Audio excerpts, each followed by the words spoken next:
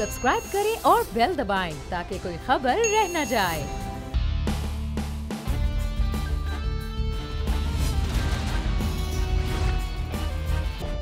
अस्सलामुअलैकुम। Special report with Mudassar Iqbal के साथ हाजिर खिदमत है। साल जा रहा है और नए साल के आगाज़ में मामलात वही हैं। सबसे ज़्यादा पेचीदा सूरत हाल पूरी दुनिया को जो दरपेश रही वो पाकिस्तान में भी कोरोना की सूरत हाल है। लेकिन पाकिस्तान में जो सियासी इस वक्त हलचल है सर्द मौसम में वो गर्मा गर्म होती हुई नज़र भी आ रही है।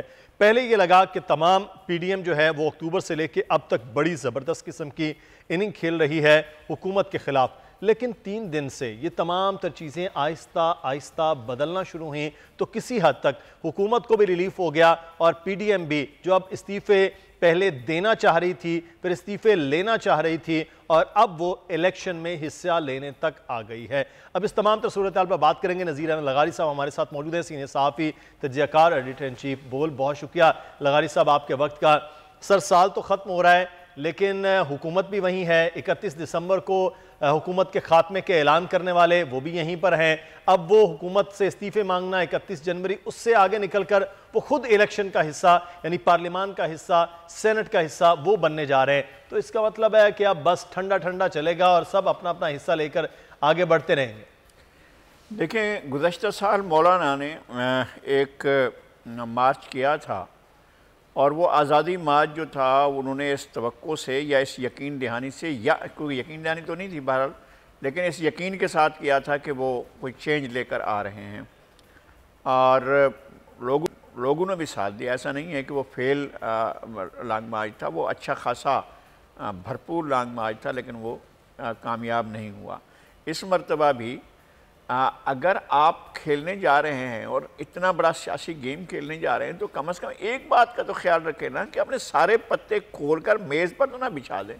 इनने सारे पत्ते मेज़ पर डाल दिए कि जी हम जलसे करने जा रहे हैं और उसके बाद रैलियाँ करने जा रहे हैं और उसके बाद जो है हम जा रहे हैं अपना इलेक्शन जो है उसका अपना असम्बलियों से इस्तीफे दे रहे हैं और फिर इमरान खान तो चले जाएंगे। तो लगारी साहब ये सारे पत्ते क्यों खोल दिए? मौलाना साहब जैसे सीनियर आदमी जो इस किस्म के एहतजाज करते रहे, जरदारी साहब जैसे सीनियर आदमी, नवाज शरीफ साहब जैसे सीनियर लोग, वो उनके तमाम लोग इकट्ठे होने के बावजूद वो पत्ते क्यों बिछा के बैठ गए ये अपोजिशन कि हुकूमत को मालूम हो जाए कि आप क्या क्या कब कब करना चाह रहे हैं? ये बिल्कुल ऐसा ही है, लेकिन ये बहुत जल्दबाजी थी मेरे ख्याल में। जब शुरू में आपने देखा था जब इलेक्शन के रिज़ल्ट आए तो मौलाना ने कहा कि जी हम असम्बलियों को में नहीं बैठ रहे हैं और हम अपोजिशन को भी नहीं जाना चाहिए, और उन्होंने शहबाज शरीफ साहब को बुला भी लिया था और उन्हें राज़ी भी कर लिया था, लेकिन उन्होंने कहा था नहीं, पीपल्स पार्टी को आने दें और हम जो है उनके साथ बैठकर फिर आगे का लाहे अमल तैयार करेंगे।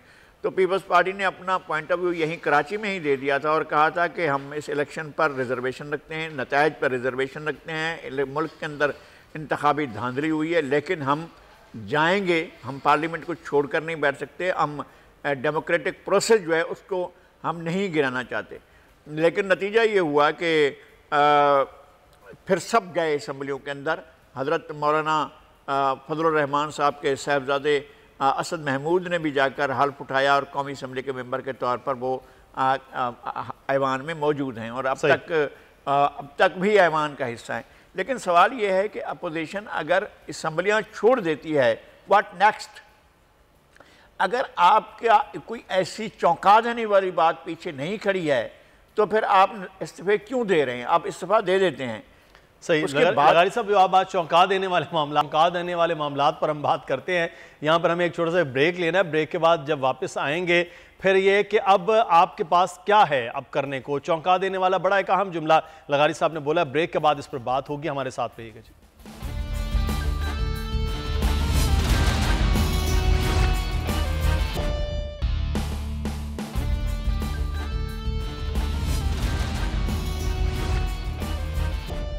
कि शहरियत सल्ब कर लें, ये क्या इस तरह से कवानीन होते हैं?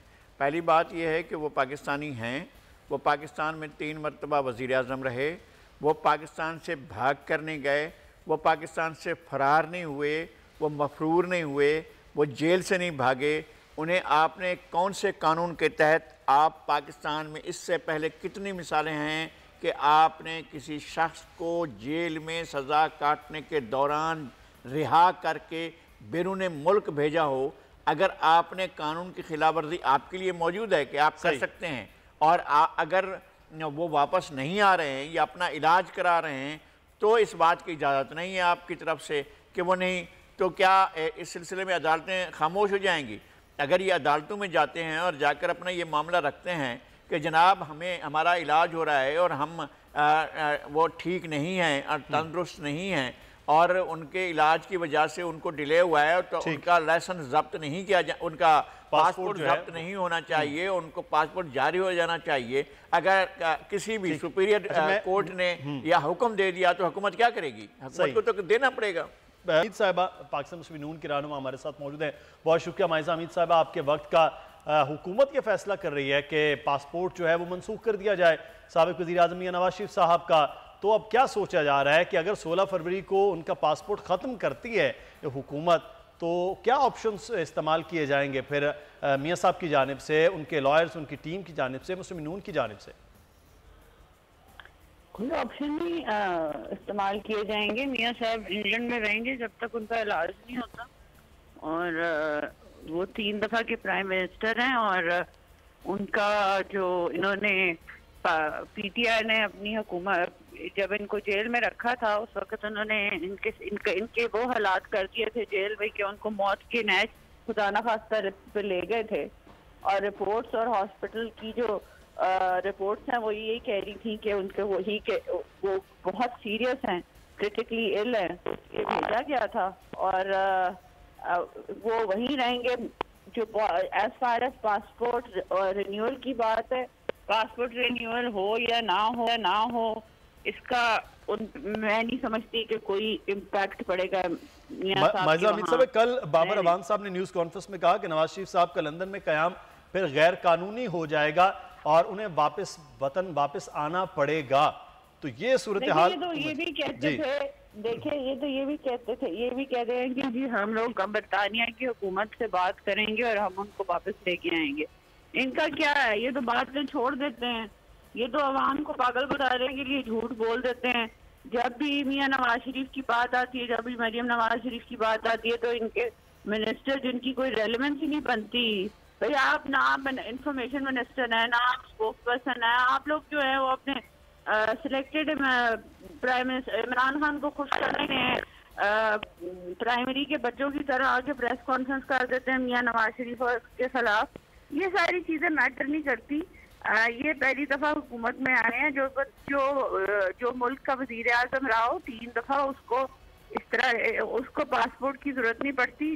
उसको जो है बरतानिया की हुकूमत को भी पता है कि वो क्यों गए हैं और उनका इलाज जो है किस तरह किया गया था यहाँ पे, और किस तरह जो है वो जो हालात थे और किन हालात में वो वहाँ पे गए। हुकूमत ये भी इल्जाम लगाती है। मुझे बात खत्म कर लेते, मुझे 1 मिनट बात खत्म कर लेते। PML कि मियां साहब वापस आए और उनके साथ जो है वही सलूक किया जाए, PTI हुकूमत से वही सलूक करे जो हमारे सारे लीडरान के साथ किया जा रहा है, और उनको जो है उनकी जान को भी खतरा हो, जेलों में भी खतरा हो, वो किसी टाइम पे भी जो है ये PTI की हुकूमत उनको टारगेट बना सकती है।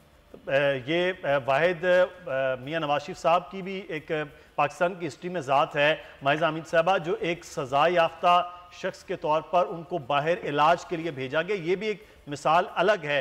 इससे पहले पाकिस्तान की हिस्ट्री में ऐसी कोई मिसाल नहीं है। मुल्जिमान को होगा लेकिन मुजरिमान के हवाले से नहीं है। लेकिन मेरा सवाल यह है कि हुकूमत ये बार बार इल्ज़ाम लगाती मियां साहब का तो वहाँ इलाज भी नहीं हो रहा, वो किस हॉस्पिटल में इलाज करवा रहे हैं नहीं बताया जाता। वो कहते हैं, हुकूमत कहती है कि जब वहाँ इलाज नहीं करवा रहे, घंटों बैठकर वो तकारीर भी कर रहे हैं, जलसे भी आपके देख रहे हैं, एक तंदुरुस्त व तवाना शख्स वहाँ पर मौजूद है, लेकिन वो वतन वापस इसलिए नहीं आ रहा क्योंकि यहाँ आकर उनको अपनी सज़ा भुगतना होगी, इसलिए वो राह फरार हासिल किए बैठे हैं।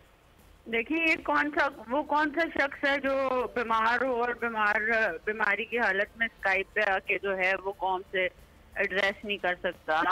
आप हमें, हम जब आपको आप हमें प्रोग्राम पे बुलाते हैं और अगर हम कहते हैं कि हमारी तबीयत खराब है तो आप कहते हैं ना स्काइप पे आ जाएं जी, घर पे बैठ के इंटरव्यू दे दें। सही। तो तकलीफ इनको ये है कि वो मियां साहब का जो बयानिया है डायरेक्ट अवाम को क्यों जा रहा है, इंग्लैंड में बैठे हुए। तकलीफ इनको ये है, और वो बयानिया जो है वो शरीफ साहिबा और पीडीएम के प्लेटफॉर्म के थ्रू जो है वो बहुत ज्यादा मशहूर और पॉपुलर हो रहा है, और आवाम की जो सेंटिमेंट है महंगाई के बारे में, बेरोजगारी के बारे में, करप्शन के बारे में, और जो कब्जा माफिया और चीनी माफिया उसके बारे में जब वो बोलते हैं तो इनको तकलीफ होती है। और अवाम जो है आज दवाई के लिए जो तरस रही है, जो इन्होंने 600% महंगी कर दी है, उसके बारे में बात करते हैं। तो इस बयानी के खौफ से और डर से जो है ये रोज प्रेस कॉन्फ्रेंस करके अपने ऐसे प्राइम मिनिस्टर को खुश करते हैं जो खुद कहलाया नहीं आता। सही, माहिदा साहब हमारे साथ ही रहिए। मैं सवाल अगले सेनेट के इलेक्शन और ज़िमनी इलेक्शन के हवाले से करूँ उससे पहले लगारी साहब को मैं तरजीह लूँगा। लगारी साहब, हुकूमत बहरहाल ये अब फैसला कर रही है, उसके असर होंगे नहीं, क्योंकि इमिग्रेशन जो एक्सपर्ट्स हैं वो कहते हैं कि उसके बावजूद भी मियाँ साहब रह सकते हैं, कोई इतना इशू नहीं है उनके लिए, वो बहुत से ऑप्शंस उनके पास हैं।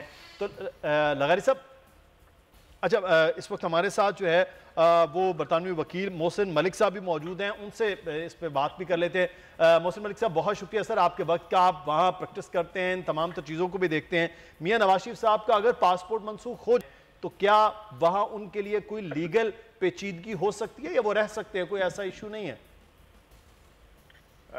मियाँ बहुत शुक्रिया जी इनवाइट करने का। मियाँ साहब का अगर पासपोर्ट रिफ्यूज़ हो जाता है तो इसका मतलब है कि वो रिकॉग्नाइज गवर्नमेंट ऑफ पाकिस्तान उन्हें सिटीजन के तौर पे नहीं कर रही, तो वो ऑटोमेटिकली अप्लाई कर सकते हैं एज अ स्टेटलेस पर्सन। ठीक। इसके अलावा उनके पास जो ऑप्शन है वो है कि अगर उन्हें फियर ऑफ परसिक्यूशन है तो वो असाइलम की एप्लीकेशन भी वो कर सकते हैं, जो बड़ी स्ट्रॉन्ग एप्लीकेशन होगी। तीसरी ऑप्शन मियाँ साहब के पास जो बेहतर ऑप्शन मुझे लग रही है वो है ह्यूमैनिटेरियन प्रोटेक्शन की। अगर वो असाइलम का क्राइटेरिया मीट नहीं कर सकते तो ह्यूमैनिटेरियन प्रोटेक्शन के लिए अप्लाई कर सकते हैं। वो होम ऑफिस से ट्रैवल डॉक्यूमेंट अप्लाई करेंगे जिस पे वो ट्रैवल भी कर सकते हैं। मियाँ साहब की जो पोजीशन है वो ये है, उनकी प्रॉपर्टी जहाँ पे है, उनका बिजनेस जहाँ पे है, उनके बच्चे जहाँ पे हैं, उनके दोस्त जहाँ पे हैं, तो ये जो लाइफ है is no longer available in Pakistan. तो मैं नहीं समझता हूँ कि पासपोर्ट के रिफ्यूज होने की वजह से इसका कोई भी इम्पैक्ट हो सकता है मियाँ साहब की लाइफ पे जो कि यूके में है। सही। तो मोहसिन साहब, साथ ही मुझे ये भी बताइएगा, अगर वो यहाँ से पासपोर्ट रिफ्यूज़ हो जाता है तो फिर क्या पाकिस्तान में जितने भी मामलात हैं उनके कानूनी तौर पर उसके बाद किसी भी किस्म का पाकिस्तानी हुकूमत बरतानवी हुकूमत से या बरतानवी कवानीन के मुताबिक उनकी वापसी के लिए कोई और मुतालबा कर सकती है? वैसे तो टेरिटरी नहीं है कि वहाँ से मुजरिमान का कोई तबादला हो सके, तो इसके पासपोर्ट ख़त्म होने के बाद भी कोई चीज़ हो सकती है? देखें जी, पाकिस्तानी हुकूमत अगर डिमांड कर सकती है तो वो ये है कि पाकिस्तान में जो सज़ा याफ्ता शख्स है उसको एंट्री क्लियरेंस नहीं मिलनी चाहिए थी। जो अल अजीज़िया का रेफरेंस है उसमें मियाँ साहब को सजा हो चुकी है जी। उस बेस पे यहाँ पे बड़े केस लॉ मौजूद है जहाँ पे लोगों को एंट्री क्लियरेंस नहीं दी गई, तो इस बेस पे मियाँ साहब का वीज़ा रिफ्यूज़ होना चाहिए यूके में। सही, तो ये एक तरीकाकार हो सकता था। बहुत शुक्रिया मोहसिन मलिक साहब, मुख्तलिफ हवाले से आगाह कर रहे थे कि उनके लिए इतना ज़्यादा इशू नहीं है, इतना ज़्यादा मामला मुश्किल नहीं है। लगारी साहब, वो असाइलम तो खैर दूसरी बात है, लेकिन वो और भी उनके पास ऑप्शंस हैं, वो वहाँ रह सकते हैं और इतना मुश्किलात उनके लिए नहीं होगा मियाँ साहब के लिए। तो फिर हुकूमत को इतना सख्त जो फैसला पासपोर्ट की मनसूखी वाला वो कर रहे हैं, उससे हासिल क्या कर पाएगी हुकूमत? है जनाब मोहतरम हमारे काबिल एहतराम शेख रशीद साहब को पहली मरतबा वज़ारत दाखिला मिली है, तो वो ज़ाहिर वज़ारत दाखिला के वो तो करेंगे ना, अपने आप को असर्ट करने की कोशिश करेंगे कि देखें जी वज़ीर दाखिला तो ये भी कर सकता है, किसी का पासपोर्ट जो है वो इजरा से रोक सकता है, और वज़ीर दाखिला जो है किसी की शहरियत को मनसूख करने के लिए कार्रवाई कर सकता है, वज़ीर दाखिला किसी की एंट्री को रोकने की कोशिश कर सकता है या एंट्री रोक सकता है। तो वज़ीर दाखिला के तौर पर वो अपने सारे इख्तियारात को एक्सरसाइज करने की कोशिश कर रहे हैं और बता रहे हैं लोगों को कि मैं ये भी कर सकता हूँ। हम जैसे या जो आम शहरी हैं उनके लिए तो जो चाहें वो कर लें, लेकिन ज़ाहिर है नवाज़ शरीफ आम शहरी तो नहीं है ना। नवाज़ शरीफ 3 बार वज़ीर आज़म रहे हैं, ऐसा नहीं है कि वो बिल्कुल अजनबी हैं बरतानिया के अंदर। बरतानिया के अंदर मुदस्सिर साहब आप भी जाएंगे तो लोग आपको जानने वाले सैकड़ों मिल जाएंगे।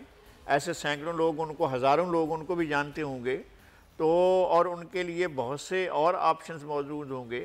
अगर उनके नाम पर जायदाद होगी तो दूसरी बात है, अगर उनके नाम पर ना भी हुई, बेटों के नाम पर भी हुई, तब भी वो अपनी उस हैसियत को इस्तेमाल कर सकते हैं और उनको जो है एक ऐसा कार्ड मिल सकता है जिसके तहत वो रह सकते हैं। सही। और कितने, यानी उनको बाहर बैरून मुल्क सफ़र की इजाज़त मिल सकती है। ये खामखा शेख साहब ने एक ऐसी बात छोड़ी है, 1.5 महीने का अरसा बाकी है जी, 1.5 महीने के बाद हम इनका लाइसेंस जो है उसको रिन्यू नहीं करेंगे। सर, आपने बैरून मुल्क सफ़र के हवाले से बात की, पिछले दिनों में एक खबर चल रही थी, माइजा हमीद साहिबा से उसकी तस्दीक तरदीद कर लेते हैं कि मियां नवाज शरीफ साहब शायद उम्रे के लिए सऊदी अरब जाना चाह रहे हैं। ऐसी कोई खबर है इस वक्त माइजा हमीद साहिबा कि मियां साहब उम्रे के लिए अब सऊदी अरब आ रहे हैं, या अगर यह मामला ऐसा कोई पेचीदा होता है तो मुस्तकिल सुकूनत भी सऊदी अरब इख्तियार कर सकते हैं? देखिए, आपको एक चीज को अंडरस्टैंड करना पड़ेगा कि जो शेख रशीद साहब है उन्होंने रेलवे का बेड़ा गर्क कर दिया है।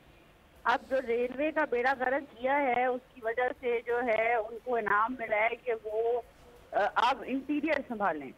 अब जो इंटीरियर वो संभाल रहे हैं उसके अंदर उनके पास कोई काम का, क्योंकि मियां नवाज शरीफ साहब ने यहाँ से दहशतगर्दी तो पहले ही खत्म कर दी थी, और अब इधर और यहाँ पे जो लॉ एंड ऑर्डर सिचुएशन है खराब है, उसके लिए मियां जो ये मिनिस्टर साहब हैं शेख रशीद साहब कभी आए नहीं, कभी आके इन्होंने प्रेस कॉन्फ्रेंस नहीं की, कभी इन्होंने कभी जो है अपडेट नहीं किया किसी का, अल्लाह माफी दे, रेप हो जाए, किसी के घर चोरी हो जाए, किसी के घर कुछ भी हो जाए। तो मैं ये कहना, कोई शहर जो है सेफ नहीं है, अब तो लाहौर जैसा शहर भी सेफ नहीं है, तो इंटीरियर मिनिस्टर का क्या फायदा। पर वो चले बिसाइड्स द पॉइंट, मैं ये कह रही हूँ, मैं आपको बार बार ये मियां साहब की अपनी मर्जी है कि वो उम्रे पे जाएं ना जाएं, उनकी तबीयत नासाज है, ठीक है कि वो जा सकते हैं, वो डॉक्टर से इजाजत देंगे, और वो डॉक्टर्स जो हैं वो उनसे वो कॉन्टिन्यूसली इलाज करा रहे हैं। बात ये है, इम्पोर्टेंट बात ये है जो मैं आपको बार बार कहना चाह रही हूँ कि हुकूमत जो है वो अपनी कारकर्दगी से जो है तवज्जो हटाने के लिए शेख रशीद जैसे मिनिस्टर को रोज भेज देती है, और वो आगे जो है ऐसी बातें कर जाते हैं जो मियां नवाज शरीफ के बारे में जो हेडलाइंस बनती हैं, मुझे नहीं पता क्यों बनती हैं हेडलाइंस, ये इररेलेवेंट बातें हैं। मियां नवाज शरीफ साहब तब तक, मैंने आपको बता दिया, क्लियरली नहीं आएंगे जब तक उनका पूरी तरह इलाज नहीं होता। ये जो ड्रामे किए जा रहे हैं हम इनको पूरी तरह समझते हैं, हमें पूरी तरह समझते हैं कि जो चीनी महंगी की जा रही है, आटा पेट्रोल की भी आज जो है समरी चली गई है कि पेट्रोल भी और महंगा किया जा रहा है, तो ये जो आवाम पे बम फेंके जा रहे हैं इनको, इनसे जो है तवज्जो हटाने के लिए रोज मियां साहब के बारे में, मरियम साहिबा के बारे में या पीडीएम के बारे में बात की जाती है, और ये इमरान खान साहब इनको खुद कहते हैं ताकि जो है ये और मैं आपको एक बात बताती चलो, शेख रशीद साहब ने ऑब्वियसली एक नालायक मिनिस्टर क्या कर सकता है, वो यही कर सकता है ना अपने वजीर आजम को खुश करे बातों से, तो सारे मिनिस्टर यही कर रहे हैं। आप मुझे बताएं कि प्राइमरी के बच्चों की तरह रोज जो है मिनिस्टर करते हैं, वो किसके खिलाफ करते हैं? सिर्फ मियां मोहम्मद नवाज शरीफ के खिलाफ करते हैं, इनके पास और कोई काम नहीं है करने को। बिल्कुल सही कह रहे हैं कि प्रेस कॉन्फ्रेंस है, पंजाब हो या फिर वफाक से हो, वहां से हो रही है। लेकिन एक चीज़ मैं आपसे यहाँ पे जानना चाहूँगा कि पाकिस्तान पीपल्स पार्टी तो इलेक्शन में फैसला कर चुकी है कि वो लेना चाह रही है, पीडीएम में आकर वो बात करेंगे, पाकिस्तान मुस्लिम नून का अपना क्या फैसला हुआ है कि क्या आप भी ज़िमनी इलेक्शन में और फिर सेनेट इलेक्शन में हिस्सा ले रहे हैं? देखिए, जब पीडीएम बन गई, जब 10 पार्टीज का इत्तेहाद हो गया, और उसके बाद जो है ये ख्वाहिश रही इनकी कि जिस तरह वो सास नहीं होती जो चाहती है कि जो है वो खावन मियाँ हो जाए किसी तरह, और जो है वो बीवी भाग जो है घर चली जाए या कुछ ऐसा। मैं आपको ये बात बता दूं कि ये जो है ना, ये वो रोल प्ले कर रहे हैं कि जी किसी तरह पीडीएम का ना, इनको ये पीडीएम का ये डरते बड़ा है, ये इनका जो है वो इनको बहुत ज्यादा नुकसान पहुंचाएगा, और ये खौफ इसलिए है कि ये जो है इनको पता है कि पीडीएम जो है इनकी सारे पोल खोल रही है। अब जो पीडीएम है उसकी तो मीटिंग्स रेगुलरली हो रही हैं, उसमें जो है मरियम नवाज साहिबा भी होती हैं, दीगर पार्टीज भी होती हैं, वो जब भी मीटिंग करते हैं उसके बाद आके बाहर इकट्ठे होके जो है वो इकट्ठा एक फैसला सुनाते हैं। तो वो फैसले पे हम लोग जो है अटल होते हैं। अब ये कहना कि जी वो ये कह रहे हैं, ये वो कह रहे हैं, क्योंकि जराए ये गलत बात है। आप जो लीडरशिप बात जो बोलेगी, पीडीएम की मीटिंग होनी आई थिंक आज है, तो अगर वो जो आके इकट्ठे बोलेंगे, जो उनका स्टांस होगा, आई थिंक वो जो है वो इकट्ठा एक स्टांस हो। चलें, बहुत शुक्रिया माइजा हमीद साहिबा। इकट्ठा एक बहरहाल पाकिस्तान मुस्लिम नून क्या फैसला करती है, पीपल्स पार्टी के फैसलों से मुतालिक भी बिलावल भुट्टो ने अपनी प्रेस कॉन्फ्रेंस में आगाह भी कर दिया। बहुत शुक्रिया माइजा हमीद साहिबा। नज़ीर लगारी साहब हमारे साथ मौजूद थे, आपके नज़ीर लगारी साहब बहुत शुक्रिया। इस साल का ये आखिरी प्रोग्राम और नए साल में कल दोबारा से फिर हाजिर होंगे और ये मंजर आप देख रहे हैं शहर इक़्तिदार का, जहां 2020 का ये सूरज गुरूब होता हुआ नज़र आ रहा है। ये सूरज गुरूब हो रहा है इस साल का, इस दिहाई का, इस उम्मीद, इस दुआ और इस तवक्को के साथ कि अगला साल जब शुरू होगा, नया सूरज तुलू होगा। 2021 की अगर बात होगी 2021 की, तो फिर इस नए साल में सबसे मुश्किल मरहला पाकिस्तानियों के लिए, पूरी दुनिया के लिए, एक कोविड-19 का, हमारे अपनों के बिछड़ने का, हमारे सपनों के टूटने का, वो ख़त्म हो सके। और साथ ही साथ नए साल में जो वादे किए गए थे हुकूमत की जानिब से, उन वादों पर तकमील भी होती हुई नज़र आए। वो तब्दीली जिसका वादा था, वो तब्दीली भी कहीं ना कहीं एक नज़र भी आ जाए। वो महंगाई, वो बेरोज़गारी, वो लाकानूनियत का सिलसिला जो 2020 में रहा है, वो कहीं ना कहीं ख़त्म होता हुआ भी नज़र आए। ये अंधेरे ये ख़त्म हो और एक नया सूरज 2021 के साथ ही आगाज़ हो, हमारी उम्मीदें बराएँ, हमारी तमन्नाएं बराएं। उसके साथ ही मुदस्सिर इकबाल को इजाज़त दीजिए। कल हाजिर होंगे, नए साल के नए प्रोग्राम के लिए हाजिर होंगे। तब तक के लिए अल्लाह हाफ़िज़।